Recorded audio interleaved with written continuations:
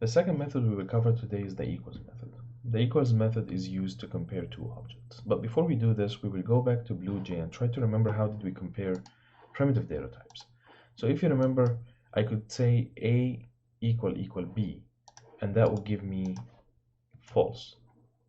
Then I could say something like 5 equal 5, and that will give me true. So equal could be used, all right, this relational operator could be used to check if two primitive data types are equal or not. Then we introduced string as the string class, and we said that if you define two strings this way, all right, string S1 and S2, both of them contain the CS1440 string, and then I try to go and use equal relational operator to check if they are equal or not, and that is not going to work. All right, even though they have the same contents, but they are treated as two different objects. And we said at this point that equal sign or the equal relational operator cannot be used with objects, and string being an object, it applies there. All right, and that's why equal wouldn't work with strings to compare their contents. And if you remember at that point, I told you something interesting. We said what it does, the equal is that it compares the memory locations of the two strings. All right, so if you remember here, that would be something like this. So we defined two reference variables, S1, S2, and both of them are pointing to an object that contains CS1440.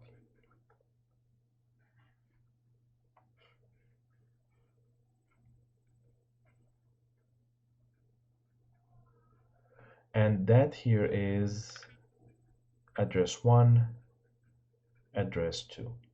And when we say S1 equal S2, it's asking, the question is address 1 equal address 2? And the answer is no. So that's why the equal sign is not working with objects, and the string is a simple example of objects in this case.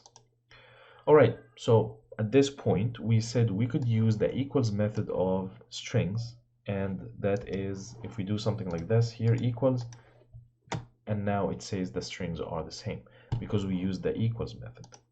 Now, the thing that you want to learn at this point is that equals method is not something that is specific to strings. It's actually similar to the toString method. It's a method that comes with every single object in Java. So every time you create an object in Java, it will come with an equals method. So to show you this, I'm going to search for equals, or let's say object class Java. All right, just to understand where did this come from. Class object. There is a class called object, and whenever you create an object in Java, from every class that you create, no matter what, inventory item, rectangle, student, car, every single object comes from this object class. All right, and that's why this object class comes with these methods. All right, so if you define here the method summary, you will find that you have a method that is called equals, a method that is called toString. So that's why, and this explains what every time I tell you, every single object in Java comes with toString method, comes with an equals method. This is where it comes from. The fact that actually every single object in Java comes from the object class defined by Java. And that's why all of them have these methods. And that's why we just use them. Now, notice here that toString takes no input and it returns a string. And that's why we do not and never print something in the toString method. Now, if you look at equals method, it takes an object as an input. All right, and that is what we are going to explain for the rest of this class. All right, So the next thing is that you can imagine that this is going to apply for rectangle class as well. So here I go here, define two rectangles R1 and R2, and then I try, and they are of the same dimensions, and then I go and ask Java, is R1 equal R2? And I should expect the answer is going to be false. All right, and that's simply because equal method does not work with objects. All right, so far I think we understand what's going on.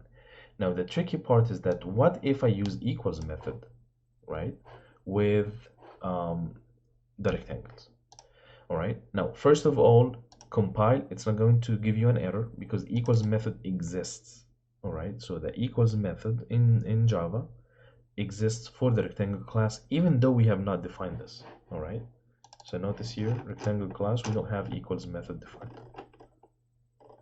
All right, so it's not giving me any compile time error, which tells me that it exists. Perfect. Now let's run it. All right, equals method should work. Yeah, it gives me the objects are different, and that's the surprising part here, and that's why we are going to explain how to make it work. Now the reason why the equals method did not work here but worked for the strings is very simple. Java knows how to compare the strings because the strings are very simple, right? A string is equal to string CS1440. Is it equal to CS1440? Yes or no? All right. So this is something you can really easily decide in this case. Now the tricky part is that if you ask Java if two rectangles are equal, now what does that mean? Java doesn't know. Java doesn't know what makes two rectangles equal. All right, is it the length equal to length and width equal to width? All right, could it be a length equal to width or length equal to length? All right, so there are a couple of things here, so it's very complex for Java to understand how two rectangles are equal, and that's why even the equals method for rectangles does not work. Now what we want to do is to make it work. All right, and this is the task that we need to discuss here in this lecture. So as we said, equal operator is used with reference variables, is not going to do more than comparing addresses, and in that case is always going to give you they are not equal. All objects have equals method. The default operation of equals method is to compare memory addresses of objects, just like equal, and that explains to us why this part here is giving me the same answer as equal. And we said why. Because Java again doesn't know how to compare two complex objects together. All right, what makes two cars equal? All right, is it just for you? Maybe it's just that they have the same made and they have the same make, they have the same color, right? Or I don't know, style. All right, that maybe makes them equal, come from the same company, but then if you really think about it, there are no two equal cars, right? Even if they are coming from the same production line, each one of them will have a different VIN number, for example. Would you consider that as equal or not, right? So in this case, that's why the equals method does not work, except with the string class, and we said that's just simply because you can compare two strings easily, right? All right, so now let's go next and think about, so here these slides are just the demos of what I showed you, and then it explains to you that it's not gonna work for the R1 equals R2. Now let's go and try to think about it. We know equals method is there. All we need to do is just to go and define and tell Java what does it mean for two rectangles to be equal. All right, and this is what we do here. All right, we go and define our equals method. We go and write it to instruct teach Java what does it mean that R1 is equal to R2. All right, and this is what we have here. If I go to rectangle, I'm going to tell Java that for me two rectangles are the same if the width of the current object here is equal to the object 2. You remember we said we could pass rectangles or we could pass objects as arguments, right? We learned that in the previous lecture. So that means for this object 2 here, I'm going to go and get the width, all right? something like this, get width. That's actually even better here. All right, so I can get width for object 2 and see if it's equal to width, and get length is equal to length. Only then for me status is true, which tells me the two rectangles are equal. If that's not the condition, if these two conditions are not satisfied at the same time, in that case status will be false, and this means these two rectangles are not equal. All right, so in this case I could go back here and check now if this is going to work. All right, notice here that the rectangles are really equal for me here.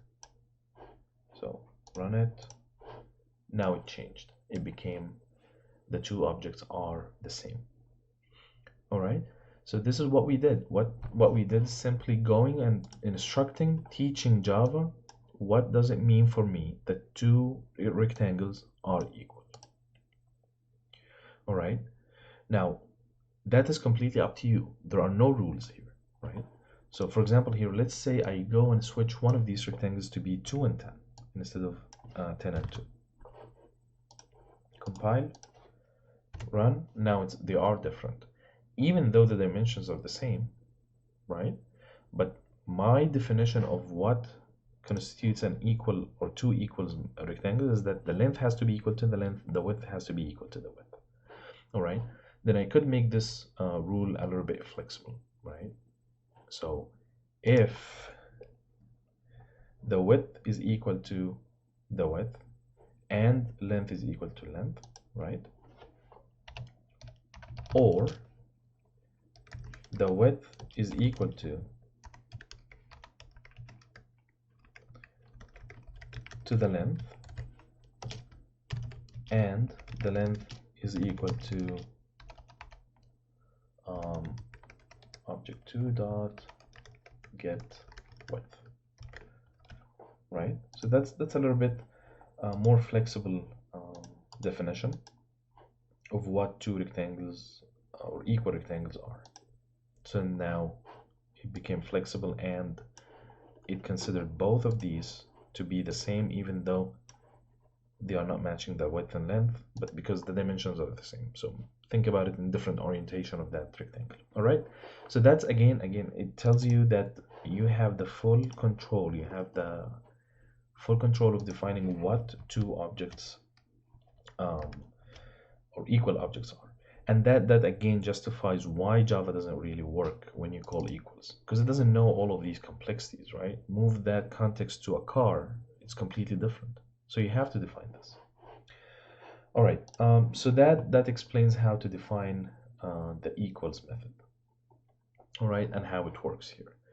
So that conclude what we wanted to cover here. The only thing that I would like to point out before we leave is, before I changed this to get width, it had width, and this one was length, right? And if I compile, it compiles. If I run, it runs. All right. Now this has nothing to do with the toString or equals method. All right. This is more of the analogy that we had before. When I used get width, I was trying to access the object from that nice root that we explained before. You remember? So we had here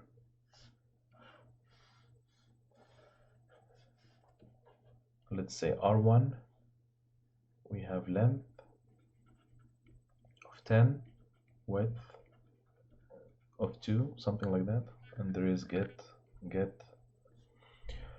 And what I did is that I was using the proper channel. I went here, I asked to get the length, it goes up and gets the length for me and returns that to me.